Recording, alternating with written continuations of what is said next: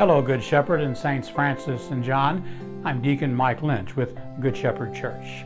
This week we prepare with the gospel message for the fourth Sunday of Lent. A reading from the gospel according to Luke.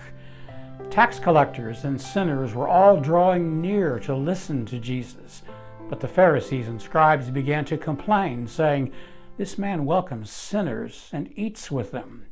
So to them Jesus addressed this parable. A man had 2 sons, and the younger son said to his father, "Father, give me the share of your estate that should come to me." So the father divided the property between them. After a few days, the younger son collected all of his belongings and set off to a distant country, where he squandered his inheritance on a life of dissipation. When he had freely spent everything, a severe famine struck that country, and he found himself in dire need. So he hired himself out to one of the local citizens, who sent him to his farm to tend to the swine. And he longed to eat his fill of the pods on which the swine fed, but nobody gave him any. Coming to his senses, he thought, "How many of my father's hired workers have more than enough food to eat? But here am I, dying from hunger. I shall get up and go to my father, and I shall say to him, 'Father, I have sinned against heaven and against you. I no longer deserve to be called your son. Treat me as you would treat one of your hired workers.' So he got up and went back to his father. While he was still a long way off, his father caught sight of him and was filled with compassion. He ran to his son, embraced him, and kissed him. His son said to him, 'Father, I have sinned against heaven and against you. I no longer deserve to be called your son.'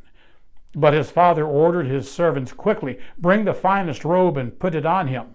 Put a ring on his finger and sandals on his feet. Take the fattened calf and slaughter it. Let us celebrate with a feast, because this son of mine was dead and has come to life again. He was lost and has been found.' Then the celebration began. Now the older son had been out in the field, and on his way back, as he neared the house, he heard the sound of music and dancing. He called one of the servants and asked what this might mean. The servant said to him, 'Your brother has returned, and your father has slaughtered the fattened calf, because he has him back safe and sound.' He became angry. And when he refused to enter the house, his father came out and pleaded with him. He said to his father in reply, 'Look, all these years I served you, and not once did I disobey your orders. You never gave me even a young goat to feast on with my friends. But when your son returns, who swallowed up all your property with prostitutes, for him you slaughter the fattened calf.' He said to him, 'My son, you are here with me always. Everything I have is yours. But we must celebrate and rejoice, because your brother was dead and has come to life again. He was lost and has been found.'" This story of the father and his 2 sons, also called the parable of the prodigal son, has so many interesting details among the 3 characters. But I would like to focus on the father and how he responds to his sons.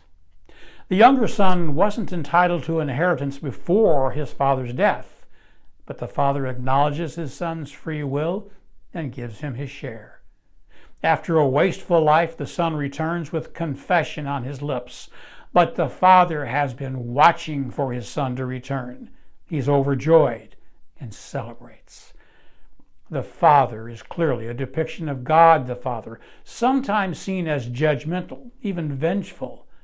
But Jesus, trying to convince the unforgiving Pharisees and scribes, speaks of and demonstrates God's mercy, his willingness to sit down at a meal with sinners and draw them to him. The father in the parable deals with unwillingness to forgive too, from his older son, who wants to talk only about the failures and faults of the younger son. The older son is simply pointing out the facts, but the father isn't interested only in facts. He's interested in drawing both of his sons into a deeper life of love, conversion, and forgiveness. Here are some thoughts on some household and family discussion and activities. With your family, talk about a time when each of you felt lost.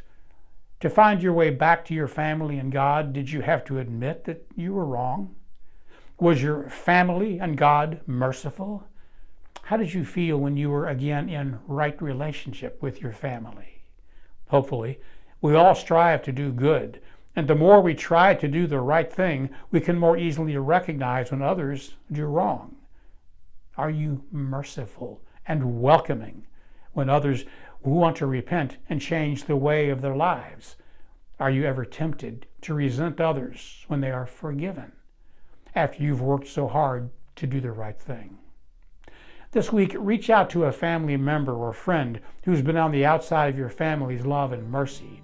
Offer them dinner with your family, or better yet, ask them to accompany your family to Mass. Open the doors of your home and your heart for those who want to return home, the home in which you live and the home of your faith and Holy Mass. God bless, and see you at Mass.